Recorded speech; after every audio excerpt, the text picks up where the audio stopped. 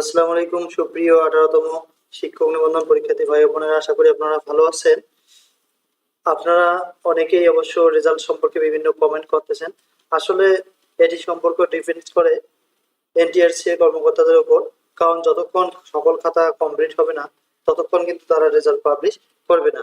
তাই অবশ্যই আপনাদের ধৈর্য ধরতে হবে, যেহেতু আপনারা জানেন যে নিবন্ধন হচ্ছে একটা লং প্রসেস, যেখানে খুব অল্প সময়ের মধ্যে আসলে কমপ্লিট করা সম্ভব নয়। তো চলুন আমরা যে তথ্যগুলো পেয়েছি, রিটেন রেজাল্ট আপনাদের কবে হবে এবং রিটেন রেজাল্ট ভাইভা সম্পর্কিত কিছু গুরুত্বপূর্ণ তথ্য আপনাদের দেওয়ার চেষ্টা করবো ইনশাআল্লাহ।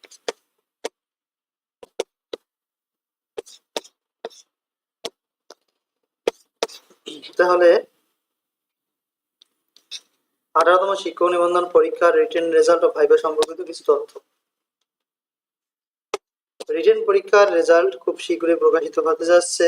আপনারা জানেন যে সেপ্টেম্বরের শেষে অথবা অক্টোবরের প্রথম সপ্তাহে রিটেন রেজাল্ট দেওয়ার সম্ভাবনা খুবই বেশি রয়েছে, কারণ প্রায় অলরেডি খাতা কাটা কমপ্লিট হয়েছে। অনেক শিক্ষক অলরেডি খাতা জমা দিয়েছেন এবং দিচ্ছেন। অনেক শিক্ষক অলরেডি রিটেন খাতা জমা দিয়েছে। তবে বন্যার কারণে আপনারা জানেন যে অনেক শিক্ষক খুব দেরিতে খাতাগুলো এনটিআরসি থেকে নিয়ে গিয়েছিল, তাই সেগুলো দেখতে অনেক সময় লাগছে। এনটিআরসি কর্মকর্তা খুব তাগাদা দিয়েছে যে তারা যত তাড়াতাড়ি পারেন সমস্ত খাতা আপনারা জমা দিয়ে যান। এনটিআরসি কর্মকর্তারা বলছে যে খুব তাড়াতাড়ি খাতাগুলো জমা দিয়ে যান, যাতে আমরা তাড়াতাড়ি আসলে রিটেন রেজাল্ট পাবলিশ করতে পারি। এবার যেহেতু আপনারা জানেন যে এবার খাতাগুলো দুবার কাটা হবে, দুবার দুইজন শিক্ষক দেখবে, তাই একটু লেট হচ্ছে।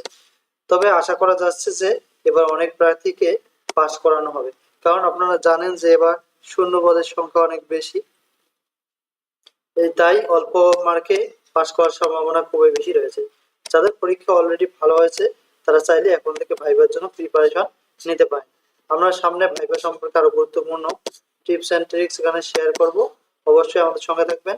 যারা নতুন দেখতেছেন তারা সাবস্ক্রাইব করবেন, আর যারা অলরেডি সাবস্ক্রাইব করেছেন তাদেরকে অসংখ্য ধন্যবাদ। তাহলে আমরা পরবর্তীতে ভাইবা সম্পর্কে বিভিন্ন বিষয়ে প্রশ্ন এবং উত্তরগুলো শেয়ার করব, যেগুলো আপনাদের ভাইভাতে অবশ্যই হেল্পফুল হবে। তো আমাদের সঙ্গে থাকবেন। ধন্যবাদ সাথে থাকার জন্য। আসসালামু আলাইকুম।